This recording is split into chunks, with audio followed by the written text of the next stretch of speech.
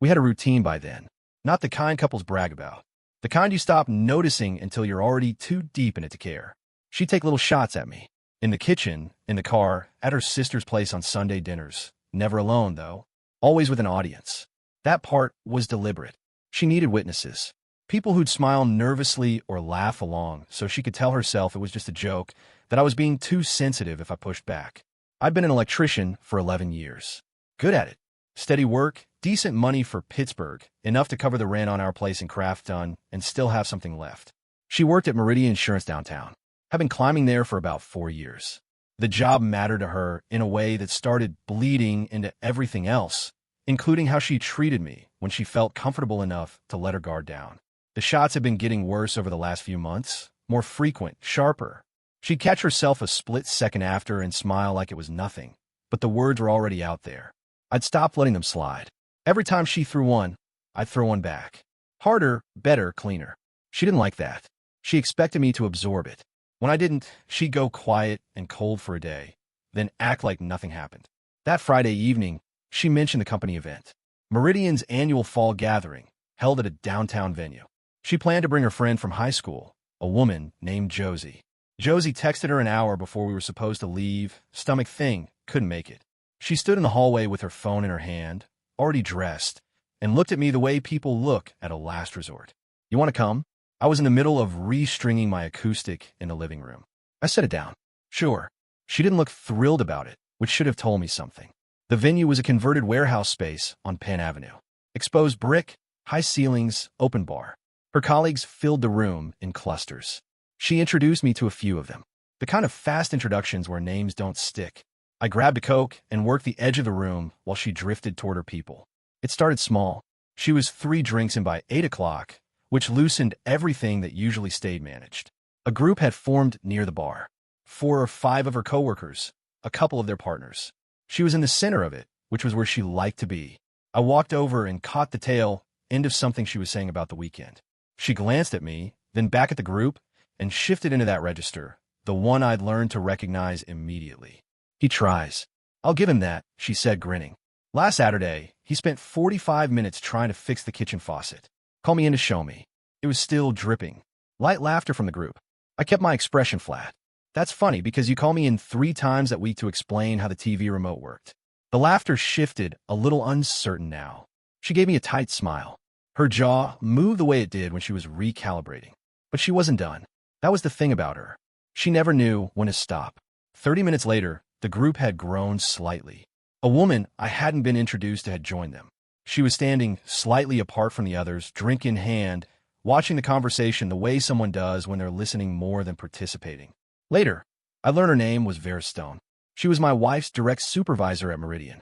My wife had her back to Vera and was building to something. I could see it in the way she was setting up the room, making eye contact with the people who'd laughed before, pulling them in. Honestly, she said, loud enough to carry. If anyone wants a husband, free of charge, I'm practically giving this one away. She gestured toward me with her glass, laughing. Reliable, but predictable, like a golden retriever that can't find the treat you threw. A few people chuckled, a few didn't. I didn't look at her.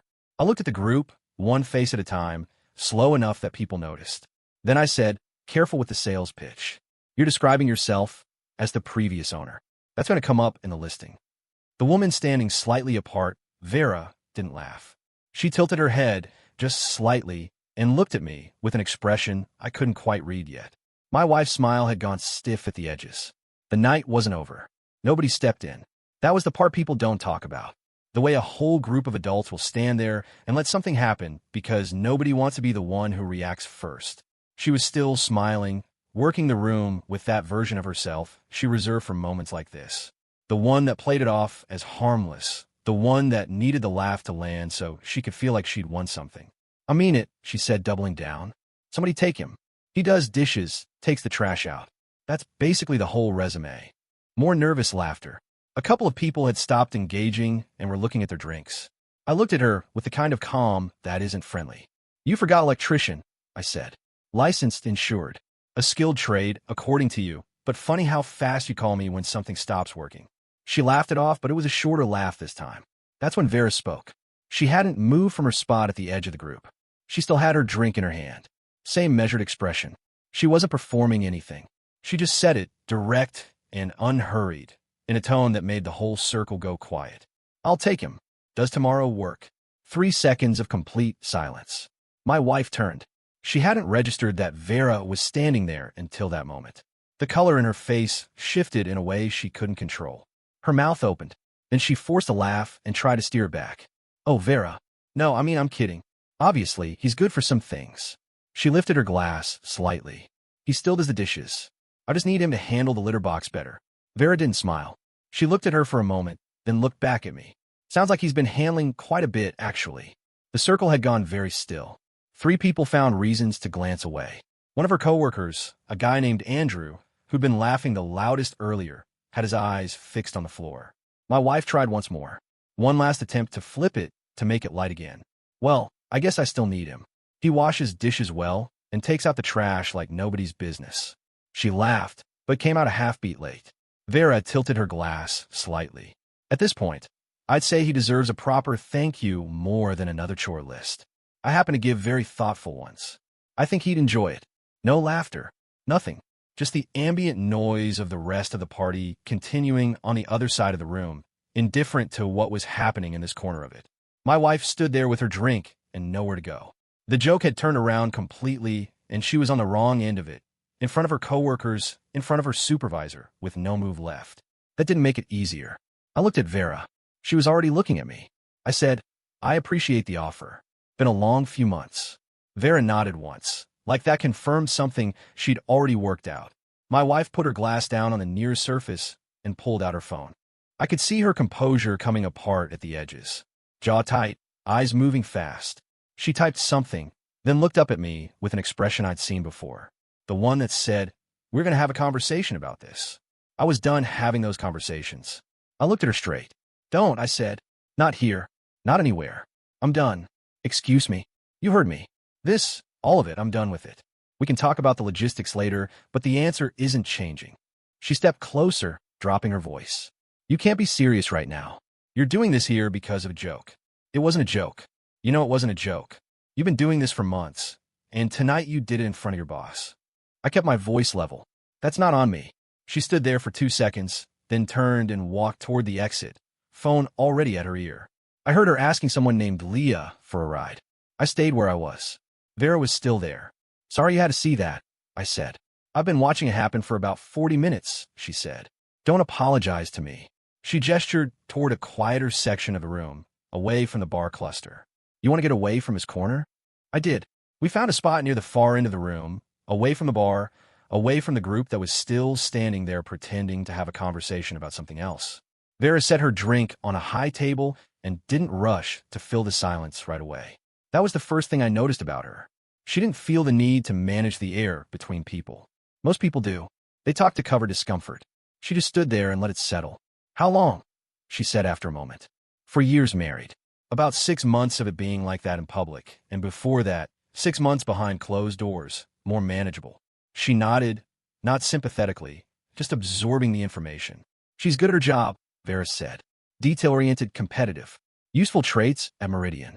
Less useful in a marriage. Apparently depends on what she's competing against. Vera looked at me. What does she compete against? Whatever she thinks is threatening her. Tonight, it was the idea that someone in that room might find me interesting. A short pause. Someone did, Vera said. It wasn't said the way people perform flattery. It was just a fact, delivered the same way she delivered everything else, directly and without decoration. We talked for close to 50 minutes. Not about my wife, not after those first few exchanges. We talked about Pittsburgh, about the way the city had changed in the last decade, about a renovation project she'd been overseeing on a property she owned in Lawrenceville. She asked about the electrical trade, not the way people ask when they're being polite, but the way people ask when they actually want to know. She had specific questions, permit processes, the difference between residential and commercial work, what the licensing path looked like. She was sharp, organized in how she thought. She'd make a point and then leave space for the next one instead of stacking everything on top of itself. At some point, I realized I'd been standing there for nearly an hour and hadn't thought about what was waiting for me at home. Around 10:30, I said I should get going. Vera took a card from her jacket pocket and set it on the table between us. If you want to talk more outside of this context, that's a direct line. I picked it up. I'll use it. She didn't smile wide or make anything of it. She just said, "Drive safe," and turned back toward the room. The lights were on when I got back to Crafton. Both of them, living room and bedroom. She'd been home for almost an hour by then. I came through the front door, and she was on the couch, with her arms crossed, still in the clothes from the party. She'd taken her shoes off and lined them up next to the coffee table, which she always did when she was preparing for a confrontation. Some kind of grounding habit. She looked at me. "You stayed for a while." "Yeah." "With her?" "With several people. It's a party. Don't do that." Her voice was tight. "Don't talk to me like I'm not following. You left. That was your choice." She stood up. "You humiliated me."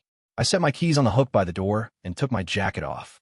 She was waiting for me to react to that, to either apologize or escalate so she could work with one or the other. I didn't give her either one. "What happened tonight is what happens every time you do this in front of people," I said. "The only difference is tonight it came back around faster than usual." I was joking. You know, I joke like that. You weren't joking, and I'm not doing this anymore. She moved toward me, switching registers, softer now, hands coming up. Okay, I hear you. We could talk about this. We can fix it. There's nothing to fix." She stopped. "I want a divorce." I said it evenly. That's not a threat. It's not a reaction to tonight. Tonight just made it easier to say out loud. The shift in her face was immediate. Whatever approach she'd been calculating dissolved. "You don't mean that?"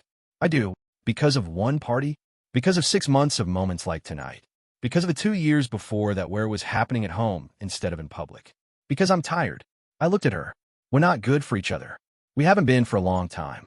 She stood in the middle of the living room, and for a few seconds she didn't say anything. Then her eyes went sharp. "This is about Vera. This is about us. Vera has nothing to do with it. She gave you her number, didn't she?" I didn't answer that.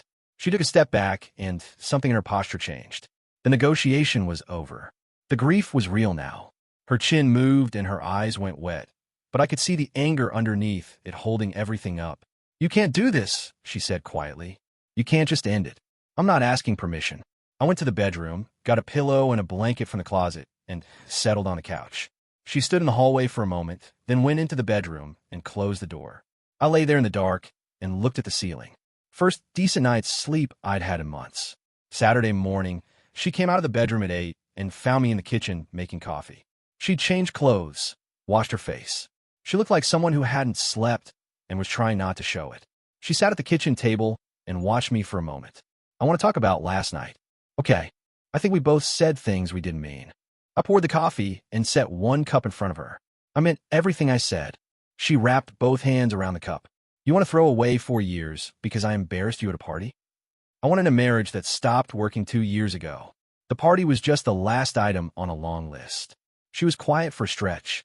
I could see her cycling through approaches, testing each one internally before deciding it wasn't going to work.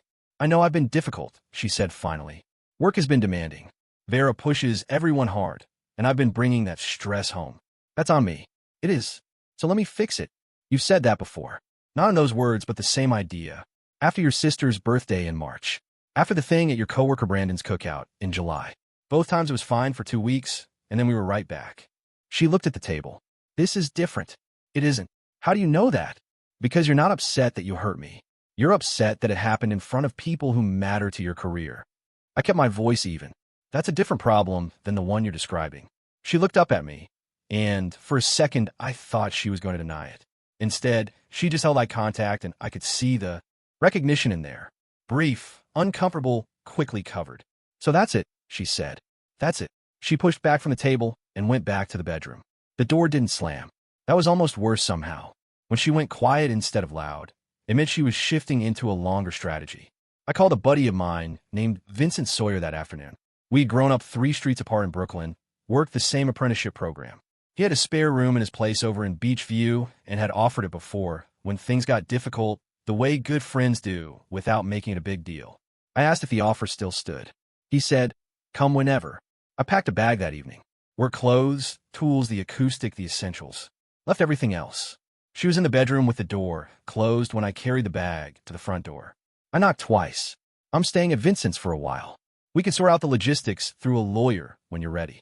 Silence. Then, "You're actually leaving?" "Yeah." Just like that. "It's not just like that. It's been a long time coming, and we both know it."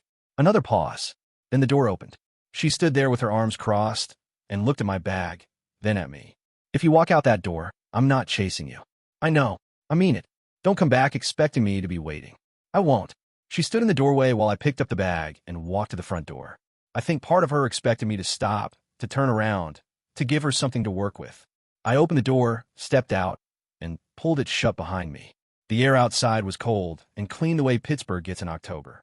I put the bag in the back of my truck and sat in the driver's seat for a minute, not second-guessing, just sitting with it. Then I pulled out of the driveway and drove toward Beachview.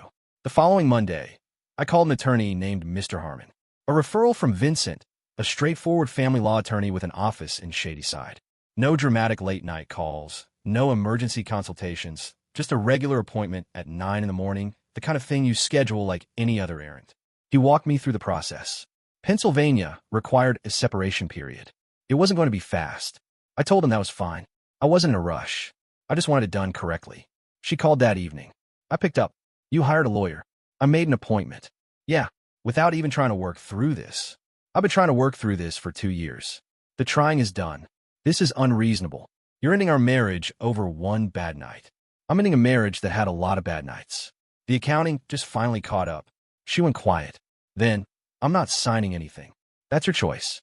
It'll take longer, but the outcome doesn't change. She hung up.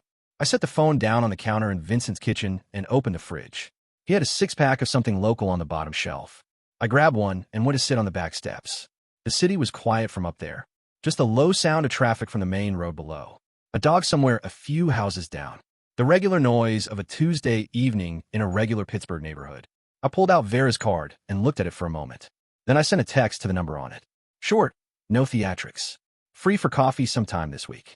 The response came back in under 4 minutes. Thursday works. There's a place on Butler Street I like. I'll send you the address. I put the phone away and finished the beer. The paperwork could wait. Thursday was 3 days away. And for the first time in a long time, I had something to look forward to. The coffee place on Butler Street was small, the kind with mismatched chairs and a chalkboard menu and no drive-through. Vera was already there when I arrived, at a table near the window with a ceramic mug and a folder of something she'd been reading. She closed it when I sat down. We didn't talk about the party, not directly. She asked how the week had gone. I gave her the short version. Moved out, contacted a lawyer, separation process started. She listened without interrupting, without offering opinions on things she hadn't been asked about. How are you with it? She said. Settled. More than I expected. That usually means you'd already made the decision before you made it. Yeah, probably about 8 months ago, if I'm being accurate. She nodded and picked up her mug. She's going to make the process difficult. I know she doesn't handle losing control of situations well. I've watched her in the office for 4 years. She paused. That's not gossip. It's just relevant. I appreciate the heads up. That first coffee ran 2 hours. We talked about her Lawrenceville property, about a commercial job I was quoting out in the Strip District, about Pittsburgh's complicated relationship with its own history. She was direct and funny in a dry way that didn't announce itself. She'd say something and let it sit there, and you'd catch it 5 seconds later. We met again the following week. Dinner that time, a place in Shadyside she knew. Then again the week after. Meanwhile, the separation dragged. My wife had taken the position that none of it was happening. She didn't engage with Mr. Harmon's correspondence for the first 3 weeks. When she finally did, it was through her own attorney, a woman named Ms. Briggs, with a letter proposing reconciliation counseling as a prerequisite to any further proceedings. Standard delay tactic, Harmon said. We responded that the filing would continue regardless. She called me 6 times in the first month. I picked up twice. Both conversations followed the same structure. She'd start with frustration, move to appeals, then cycle back to frustration when the appeals didn't land. The second call ended with her telling me she'd told her mother everything and that her mother agreed I was going through a difficult time and needed support. I told her to give her mother my best, and ended the call. The third and fourth calls I let go to voicemail. I listened to them once, deleted them, and didn't respond. By the second month, she'd shifted strategies. The messages got quieter, more considered. She wasn't upset anymore. She was presenting a case. In one voicemail, she said she'd been doing a lot of thinking and had figured out why she'd been acting the way she had. She'd been scared, she said. Scared that I'd outgrown the marriage without telling her. The public remarks were a way of diminishing me before I could diminish her first. It was the most self-aware thing she'd said in 4 years of marriage. I listened to it twice. Then I called Harmon and told him to keep moving. Understanding why you did something doesn't undo it. That's not cruelty. That's just how accountability works. Vera and I had been seeing each other for about 6 weeks when she brought it up. Plainly, the way she handled everything. I want to be clear about what this is, she said. We were at her place in Lawrenceville. A renovated row house, clean lines, bookshelves that actually had books on them. Not to define it prematurely, just so we're operating with the same information. Go ahead. I'm not interested in something casual. I'm also not interested in rushing anything. Those two things can coexist. They can't, I said. I'm not going anywhere. She looked at me for a moment. She's going to find out eventually, probably sooner than you think. Meridian is not a large company. When she does, it's going to be difficult at work for her, not for me. I want you to understand that. I'm not going to adjust my life around her reaction. I wouldn't ask you to. She picked up her wine glass. Good. That was the conversation. No drama, no conditions, no negotiation. Just two adults deciding to be honest with each other about what they wanted. It was the most straightforward exchange I'd had with a woman in years. The divorce finalized on a Wednesday in late February, 7 months after I'd walked out of the Crafton house with a bag and my guitar. Harmon called me at noon. I was on a job site in the north side running conduit through a ceiling. I stepped outside, took the call, said thank you, and went back inside to finish the work. That evening, Vera opened a bottle of wine she'd been saving. Nothing expensive, just something she liked. We sat in her kitchen, and she cooked, and we talked about a trip she wanted to take to the coast in the spring and whether I'd be able to get a week off between jobs. Normal evening, deliberately normal. That was the point. The Crafton house had been sold as part of the settlement. She'd moved into a one-bedroom in Mount Lebanon, closer to the Meridian office downtown. She was still at the company, still reporting to Vera. That part had not been discussed openly between Vera and me. It didn't need to be. We both understood the situation. The spring trip happened. A week on the Oregon coast, a rented house 20 minutes outside of Cannon Beach. I brought the acoustic and played on the back deck in the evenings while she read. Neither of us needed to fill every silence. It was the first vacation I'd taken in 3 years that felt like one. I moved into Vera's place in Lawrenceville on the first Saturday of March, 3 weeks after the divorce finalized. It wasn't a big production. I had Vincent's truck, 2 loads, and by early afternoon, everything that was mine was inside. Tools in the basement, clothes in the closet she'd cleared out, guitar on a stand in the corner of the living room where the light came in well in the mornings. She made space without making a thing of it. We ordered from a Thai place on Butler Street that night and ate at the kitchen table, and that was it. No ceremony, no speeches, just 2 people having dinner in their home. The first Monday back at Meridian after the Oregon trip, Vera walked into the office the same way she always did. She was not a person who adjusted her behavior based on who was watching or what they knew. She didn't announce anything, didn't address it in a meeting, didn't send a company-wide message. She simply continued being the person she was, which included the fact that she was in a relationship with her former employee's ex-husband. The office found out the way offices always find out. Gradually, and then all at once. Her assistant, a young man named Reed Odom, put it together first. He'd seen Vera's calendar, noticed a recurring dinner reservation under a name he recognized from the prior year's event. Invite list. He mentioned it to someone, that someone mentioned it to someone else. Within 2 weeks, the information had completed a full circuit of the Meridian floor. She found out on a Tuesday morning. A coworker named Sydney pulled her aside near the copy room and told her, probably thinking she was doing her a favor. By the accounts that filtered back later, she stood there for a long moment, not saying anything. Then she went to her desk, sat down, and didn't speak to anyone for the rest of the morning. She had nowhere to put it. That was the thing. There was no target for the frustration that would make her look reasonable. Vera was her boss. Making a scene at work was not an option she could afford. Quitting was not an option she could afford. Transferring departments required Vera's approval. She was in a situation with no good exit, so she stayed. She came in every day and did her job and sat in the quarterly review meetings where Vera ran the room with the same, even authority she always had. And she had to look across the table and absorb that reality every single time. I heard some of this through Vincent, who still had mutual connections to people from her circle. I didn't seek it out. It just arrived the way information does when you've lived somewhere long enough. I didn't feel satisfaction about it, exactly. It wasn't something I'd engineered. She had put the conditions in place herself, one public remark at a time, and the consequences had simply followed the course of her own choices. I hadn't planned any of it. I just stopped moving out of the way. About 4 months after I moved in, Vera and I were at a hardware store in Bloomfield on a Saturday morning. She was sourcing fixtures for the second floor of a property she'd just acquired in Polish Hill. I was pushing the cart. She was reading the specs on a pendant light and asking me questions about junction box clearance. A woman came around the corner of the aisle. We saw each other at the same moment. She looked at Vera first, then at me, then at the cart between us. The ordinary domestic reality of it, the Saturday morning, the hardware store, the fixture in Vera's hand, landed on her face all at once. Vera glanced up from the spec sheet, registered the situation in about 2 seconds, and looked back at the fixture. "This one works," she said to me. "The clearance is fine." "Good. Grab 2. She took 2 off the shelf and set them in the cart. The woman in the aisle hadn't moved. She was still standing there holding whatever she'd come to that aisle for, and I could see her working through what to do with herself. I looked at her. I said, not cold, not warm, just a word acknowledging that another person was standing there. She said nothing. Vera set her spec sheet on top of the fixtures in the cart, and we moved on down the aisle. She didn't bring it up until we were in the truck heading home. "You okay?" she said. "Yeah." She looked out the passenger window at the Bloomfield storefronts going past. She looked like she wanted to disappear. "She'll be fine." Vera didn't say anything else about it. She pulled up a playlist on her phone, and we drove back to Lawrenceville through the Saturday morning traffic and talked about which wall the fixtures would go on and whether the second floor needed a full rewire or just an upgrade to the panel. Regular conversation, regular Saturday. That was what the end of it looked like. Not a confrontation, not a final speech, not a scene in a parking lot. Just 2 people running an errand and a woman in a hardware store aisle holding something she'd come to buy, watching the life she'd underestimated walk out the other end.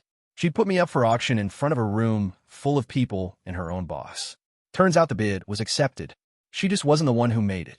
So, let me get this straight. She put him up for grabs in front of a room full of people, including her own boss, thought it was funny, and then watched that same boss go home with him every night for the next year. I mean, you really can't write this stuff. Except, well, we did. Look, the takeaway here is simple. When you keep testing someone who never actually breaks, don't be surprised when they just leave quietly and move on better than you expected. Respect isn't something you demand after the fact. You either lead with it or you don't. And she chose not to. Anyway, if this one resonated with you, drop a comment below. Let me know what you thought. Hit that like button. It genuinely helps. And I'll see you in the next one.